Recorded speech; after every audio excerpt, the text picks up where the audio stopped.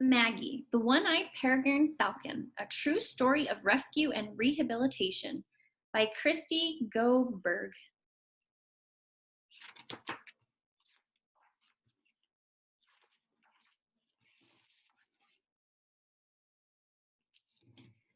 Not all birds live in trees. Maggie is a 2-month-old peregrine falcon, and she is a city bird. She lives in her parents' nest on top of a very tall building. She cannot fly yet, but she loves to see all the action on the busy streets below.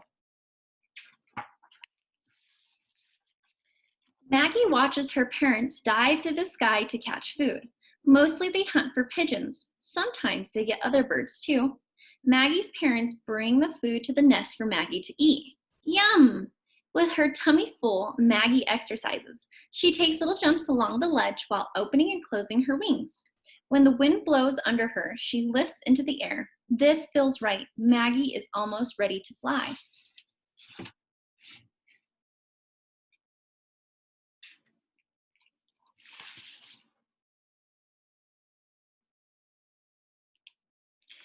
The morning of her first flight is sunny but breezy. She moves to the edge of the nest and feels the push of the wing along her feathers. Maggie opens her wings and leaps and flaps and flies.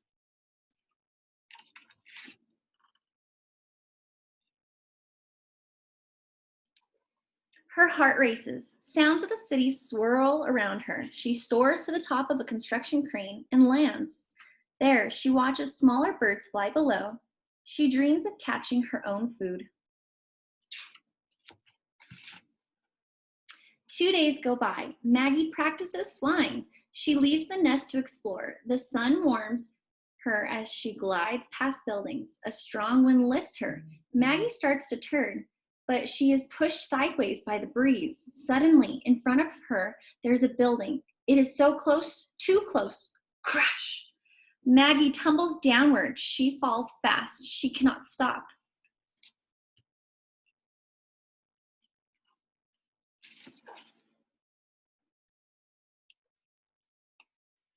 And then she is on the ground. The pavement is hot. There are people everywhere. They lean in close. Maggie realizes that her beak hurts. Her eyes aren't working right. What's wrong with her? Maggie cries out in fear and pain. Special people come and pick her up. They seem to know what to do. She is put inside a crate and taken out of the city. The people move her into a building. They call the place a wildlife hospital. They bring her to a quiet room and lift her from the crate. Maggie shivers in fright. They shine a light in her eyes and stretch out her wings. They poke her with something sharp and take pictures of her. Maggie is too tired to fight. She lets them care for her.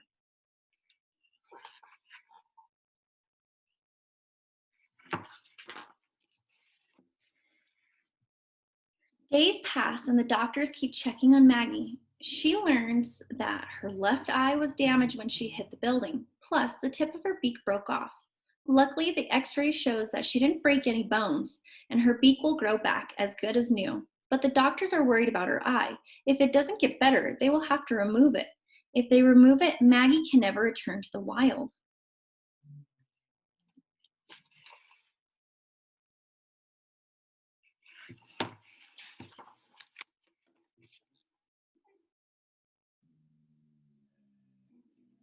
The doctors decide that the eye will never heal. They give Maggie medicine that makes her tired. Then, while Maggie is asleep, the doctors carefully remove the injured eye. When Maggie wakes, there's less pain. She can see, but everything looks different.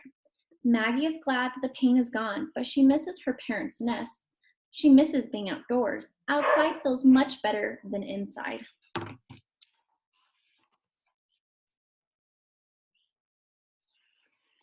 People seem to notice her sadness. They move her to a large outdoor play area. The fresh air and warm sun feels good against her feathers. Maggie has a place to perch and space to fly. The small bird gets into her play area and Maggie feels hungry. She flies high into the air, then dives toward the bird. Down, down she comes and she misses it. Now Maggie understands. Without her left eye, she can't catch her own food. Peregrine falcons need both eyes to hunt. The people teach Maggie to sit on their arms. Their eyes are kind and their voices are soft. They reward her with tasty bites of food. The people tell Maggie that she will be an education bird. She will live at the Wildlife Center and she will teach children and adults about peregrine falcons. This news makes Maggie happy. She has learned to like it there.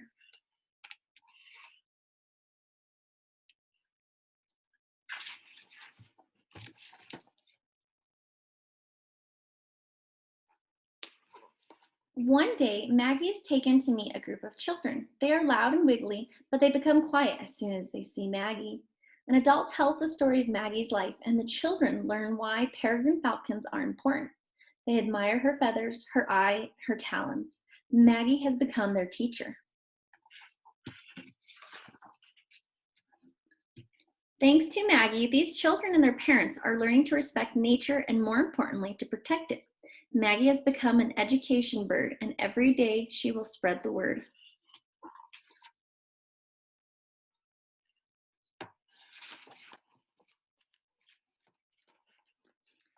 What are peregrine falcon families like?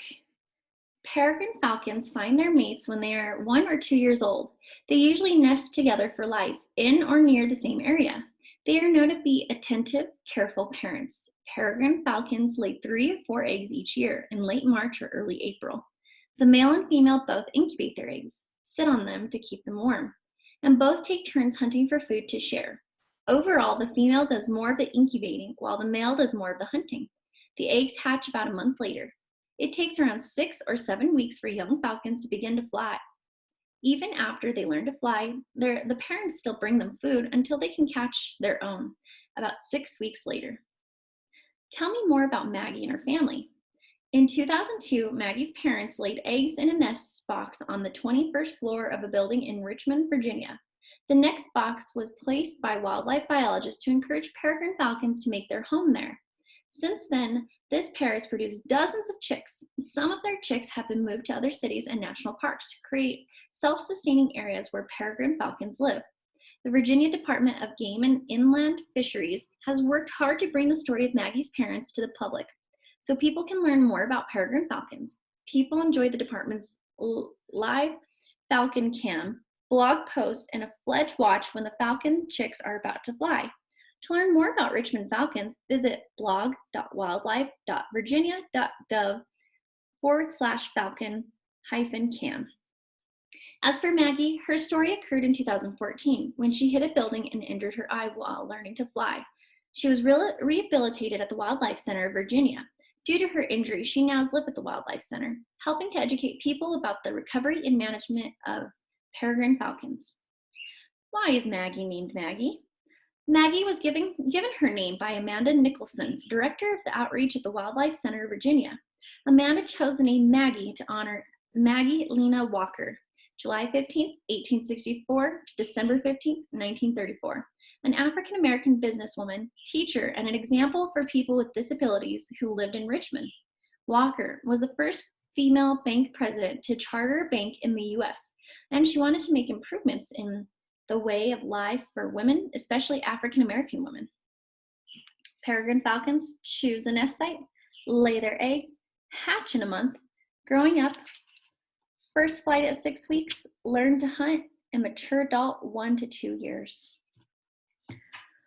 Why did Maggie's parents raise their family in a busy city? Wildlife biologists believe that peregrine falcons live high up because how they hunt for food. They catch their prey by diving through the air. High places give the falcons a good view of prey birds. For this reason, peregrine falcons traditionally raise their chicks on cliff walls. The ledges of the tall buildings also provide good places for falcons to nest. The numerous pigeons in big cities are a plentiful food source. That's part of the reason why Maggie's parents chose to live there.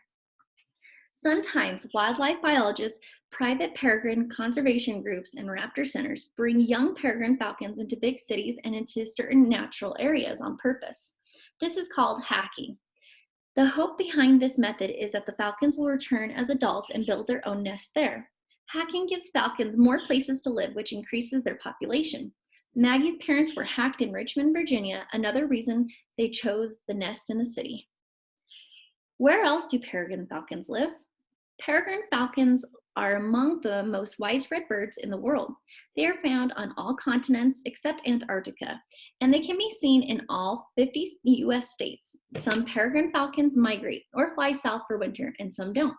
Those that nest in fairly cold climates often migrate in order to find enough food during winter.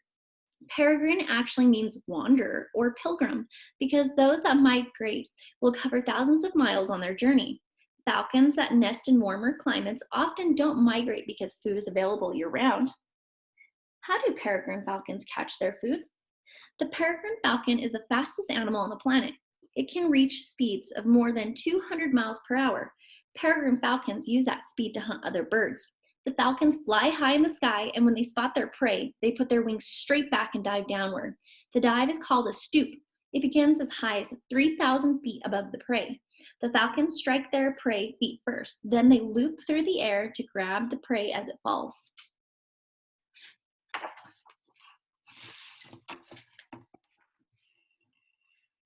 Why were peregrine falcons on the endangered species list? A chemical called DDT was commonly used in farming from the 1940s to 1960s. Small birds fed on DT-covered grains and seeds from farm fields. Peregrine falcons ate those small birds, and the DDT affected them. After many years, people realized that DDT was thinning the eggshells of raptors like peregrine falcons and bald eagles. The parents sat on the eggs to incubate them, and the thin shells caused the eggs to crack before the chicks were ready to hatch. The chicks could not survive. For a time, peregrine falcons nearly disappeared, but since the removal of DDT from the environment, peregrine falcons have done very well. They were taken off the endangered species list in 1999, but they're still monitored by raptor and environmental groups. How can I learn more about peregrine falcons? Consider watching a webcam of the falcon family. There are many falcon cams available online, such as raptorresource.org, peregrinefund.org, ourfalconcam.com/RFC-Maine, and blog.wildlife.virginia.gov/falcon-cam. Tell me more about wildlife hospitals. Wildlife hospitals strive to care for wild birds, mammals, reptiles, and amphibians. Their goal is to treat and return to the wild all those creatures that were brought to them. Maggie's story was told in collaboration with the Wildlife Center of Virginia, a wildlife hospital with a mission of teaching the world to care about animals and the environment. The Wildlife Center shares the stories of its animals to illustrate the wider problems that wildlife face: litter, pesticides, free-roaming domestic animals, habitat loss, and diseases, and challenges people of all ages to take action to protect wildlife. Most raptor centers and wildlife hospitals are nonprofit and depend mainly on donations to do their work. So if you value their contributions to our natural world, consider giving them a financial donation. By buying this book, you are supporting the Wildlife Center of Virginia.